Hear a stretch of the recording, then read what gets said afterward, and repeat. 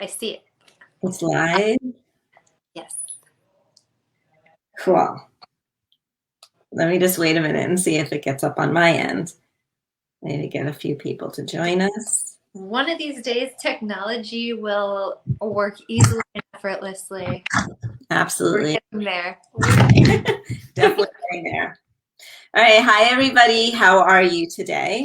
It's Lisa from South Florida and Alicia from South Carolina with today's, oh my gosh. Of all things health, healing, and beyond. And beyond. And today we're talking about, it's a recap of what we spoke about May 27th, a different edge on it, about being open to everything, attached to nothing, but having a higher perspective.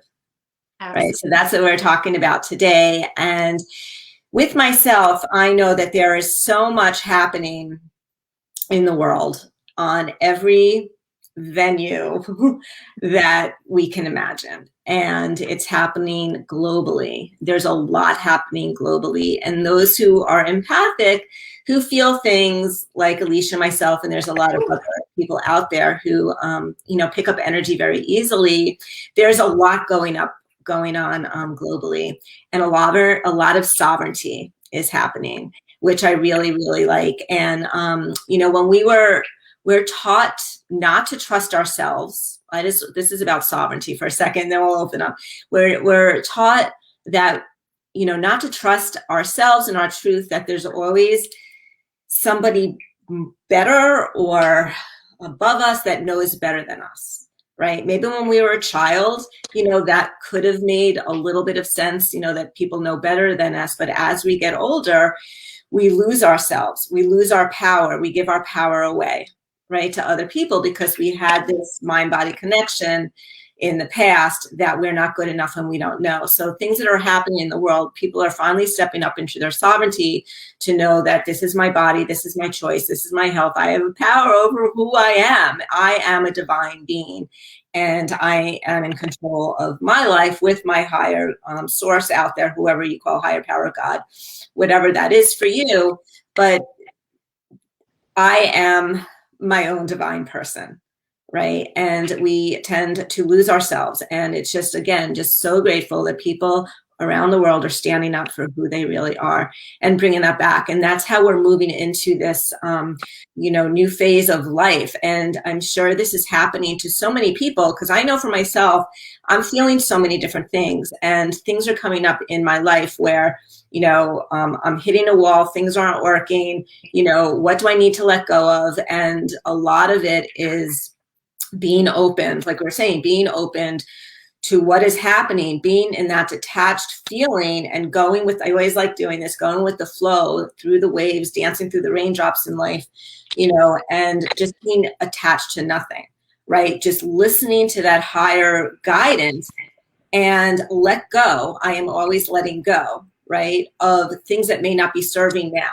And if things are hitting a standstill, it could be because new doors are opening and we need to allow these doors to open, whether it's a little bit uncomfortable. But when we go through that fear of the unknown with everything, the other side is always great. And it's really not that fearful, right? It's just letting go of the control that we think that we have when we really, just don't, right? So when we let go of the worry of what's not happening, we live in the solution, right? Because if we're worried about this, we're thinking about this, what's going to happen here, we get lost. Right. And that causes a lot of overwhelm, disappointment, and chaos, because things aren't working the way we do, because we still have this little mind ego, like in my video I did, it's like step away, ego, right? That we think we can still control things, but when we're still enough and we can let it go, and you'll talk about having this higher perspective into the able to let go of these situations and move with the flow. So I'm going to open that up to you now. Absolutely. Thank you. And when you were saying, about not wanting to let go and not being able to really relinquish control, it's like let go or be dragged. And the image I got, because I know there have been times in my life where I was like clinging ferociously to things. And we know what happens, like if you're holding onto a rope and you start to lose your grip and it's like going through your hands and your hands are burning and on fire. And all you'd have to do to stop that burning and suffering is just let go. but we cling to these things because we think that it should look a certain type of way. We have these expectations and then judgments about how things are or are not showing up, and how we are or are not showing up. And it keeps us stuck. It keeps us in these little boxes, this lower perspective, this denser density that does not feel good. And we're taught that it's this way, this way, this way, this way, but it doesn't need to be that way. And part of what we want to get across today, it's like so much more is possible, being open to any and everything, all possibilities, instead of being like, I'm only open to X, Y, or Z. And when it comes to like our brains, we have what's called a reticular activating system, the RAS. It filters out our existence and it feeds into our confirmation bias, which is why you see things that tend to enforce beliefs you already have. Where it also ties to, you know, your emotional etheric energy, where if I'm radiating fear, I'm going to see things that, oh, this is why I should be fearful. This is why I should be fearful. Look at all these things to be fearful of. But if we were open to everything, being open to possibility and not saying, I expect it to show up in these ways, it shifts. Where if I hold to be true, like my guiding light is, I'm open to powerful possibilities for my greatest and highest good. Those things are going to start to come in, and the reticular activating system is going to be on the lookout for those things. And part of what we're inviting you to do here today as well is that zoom out, I call it, like shifting the context. Where if we live in these little boxes of like, my reality is finite and only things that I see actually exist, that I can see with these eyeballs, like that's all that exists, being able to zoom out and be like, okay, I'm a soul having a human experience, which puts my life in a completely different context. It feels so much better, so much more is possible, but it comes down to reconditioning, deconditioning, because we get domesticated. We come in these infinite, wild soul beings, and like, yes, we do need to learn some of the rules of like being here, and you know, with like, so we don't like meander into the street and get like smacked by a car, because like we don't know what that means. So it's like, yes, we do require some type of education and domestication to a degree to understand this space place we're all playing in. But so much of that divine innocence, that wisdom, which it just takes things in as they are, versus saying, this is this, and I put this label on it, and therefore my concept of it is exactly what it is. Where it puts things into boxes, it puts us into boxes, and that's why it feels small and just like, ugh, because much more is possible. Where it's like, if you have like a pair of pants that's like 10 sizes too small and you're trying to like squeeze into it, like that doesn't feel good. And that's what we are trying to do to ourselves. But you don't have to do that. You don't have to do that. So much more is possible when we become open to it, and open to the idea that maybe a lot of our perception, a lot of our ideas about things are wrong. Where it's like reality, like knowing reality, like you can't know the unknowable. So therefore, when we try to put it in these little boxes, it's not correct. And we try to do the same with ourselves. And what if you were wrong about yourself? What if you were wrong about what you were capable of, and you're actually capable of infinitely more? Doesn't that feel better? I think that feels better. I get really excited about it. Yes, and you know, you definitely, we do these calls because there's such a higher consciousness that we're all becoming aware of, and you touch that in such a quantum way. You know, it's like I was listening to you, but you have to, when you was listening to, it's like when you're listening to quantum physics and the philosophy, that's how you were coming across with this. And it was very interesting because it intrigues me, right? And it really gives people, a reason to listen and to grasp these new concepts, because things are changing. Time is not linear, and, there's different things happening, and we choose our reality.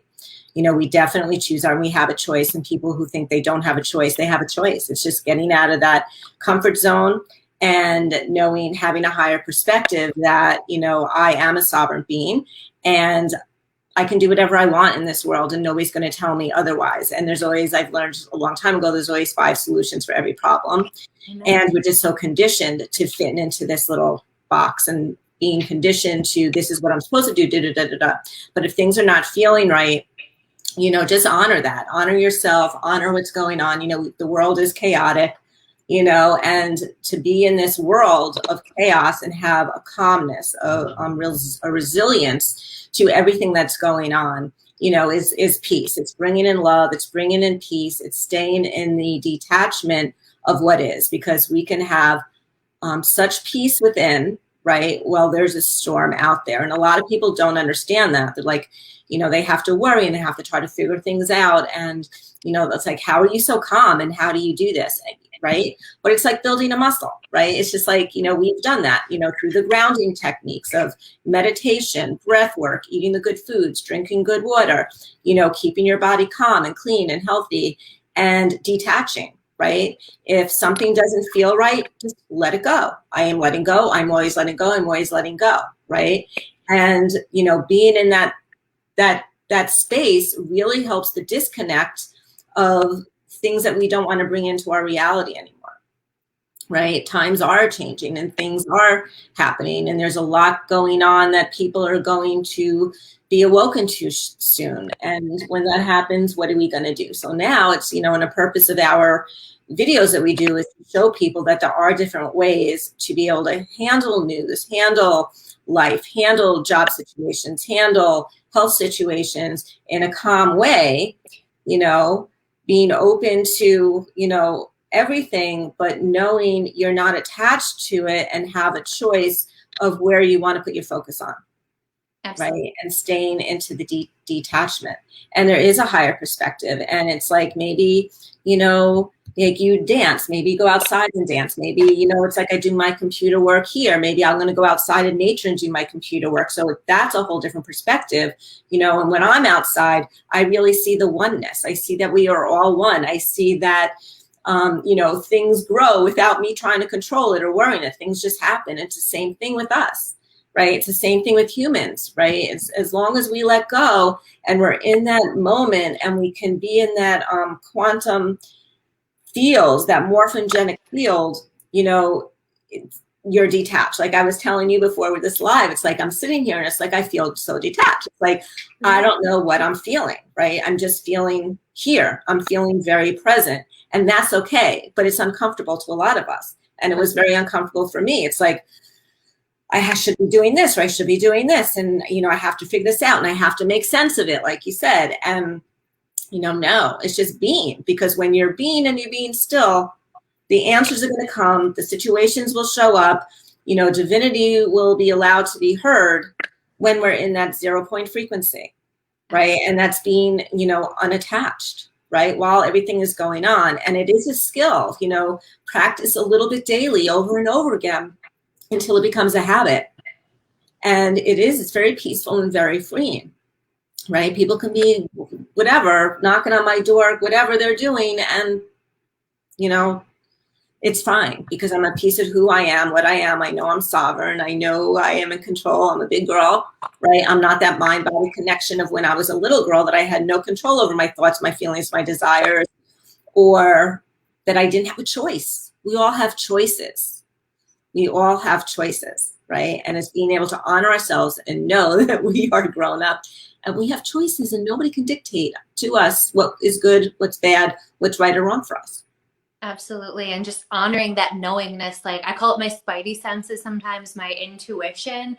We're listening to that more and more because we've been conditioned away from honoring that, conditioned away from being able to drop in, tune in, listen to what's going on here, because our bodies are these brilliant quantum supercomputers that are highly sensitive to energies and things around us. But when we're, you know, out of our bodies, like in our minds, like not like here, not grounded. And I see so many people, like I look at them and like they're not actually there. They're like, you know, past, present, like not present, past, future. They're not like actually tuned in, checked in the here and now. Like they're letting their ego run the show, the brain is running the body, the ego is running the body, and they're just like and not slowing down to be able to listen, where trauma can do that. It can disconnect us from ourselves, and we're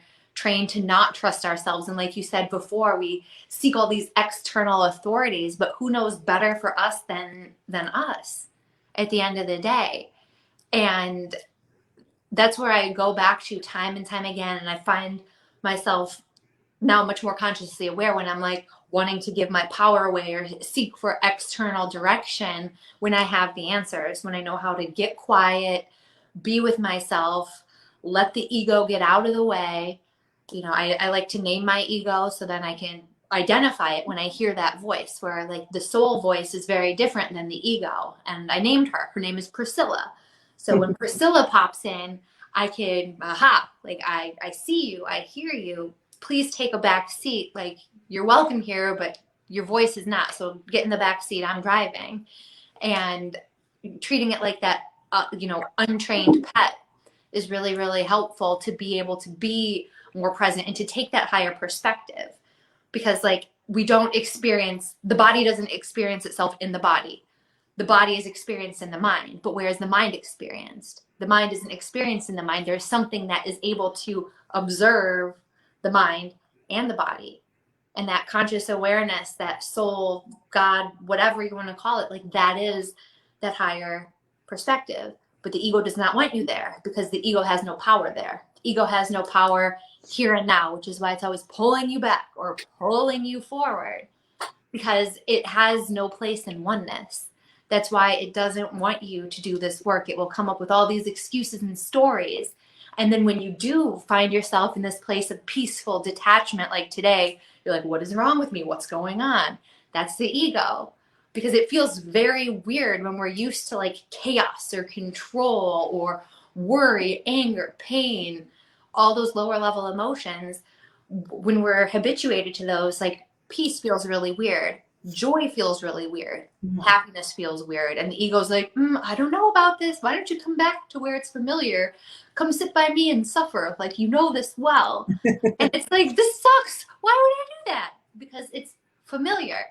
But today we're offering, and we always offer, like a different perspective, a different way of seeing, being, perceiving, receiving, that we know from experience feels a lot better. It's a lot more fun. There's way more possibilities. But I can't make you believe this. Lisa can't make you believe this. We can just invite you to take this information and go have your own experience. It's not like all these people that are like, do this, do that. This is what the experts say. We're saying you are your own expert. Take this information. Don't believe a single freaking thing we say until you take it and go have your own experience with it and play with it. And that's the difference between like the intellectual knowledge and the experiential, where if you can't tell me that my experiences are real for me, because I know, and I can't know your knowingness and your experiences, but you can go have your own experiences and then we can have a conversation around it. But like, we're never going to tell you, do this, do that. Like, no, do what feels right for you. And if your spidey sensors are going off and saying, this doesn't feel good, that's a sign. That's your higher self saying, hey, hey, hey, hey. And I learned to listen to Hayes. It used to take like all out drop kicks from the universe for me to be like, I surrender. I'm listening. I'm listening. It's not for me to get here. And I'm still stubborn sometimes, but I'm listening better. That was great. Love that. Love that content. So true. So true. Oh, it says I want to do the light language, but I see on my phone that it's picking up our words. Right? It's translating our words with this live. So this is going to be interesting what it's going to look like with the light language. Yeah, that'll be really fun. Okay. Well, that was awesome content today. Thank you, Lisa. Okay. So I'm going to bring in a little light language healing for everybody. Okay. All right. So this is basically what the collective needs is required right now at this time for any kind of healing. Okay, so this is, maybe you'll be able to feel this in your the core of your body going down or around Kundalini, because we want to bring in the love, more compassion, more understanding. more truth of our divinity. Okay. Siyatta kuniyata boshi and aliyata kissing yashin about the Giniata Kutakis, the Kirashkaniata,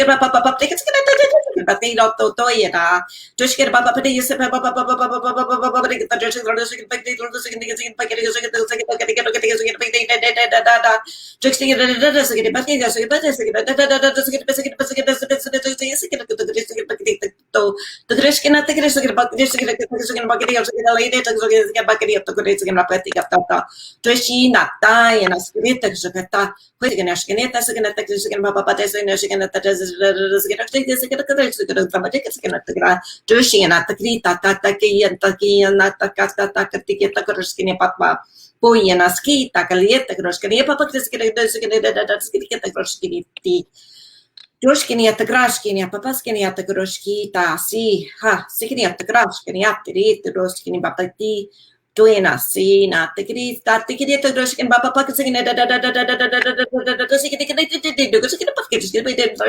papa Bushkiniatki Joshkini Batakiniaska Papa Kazebadiaska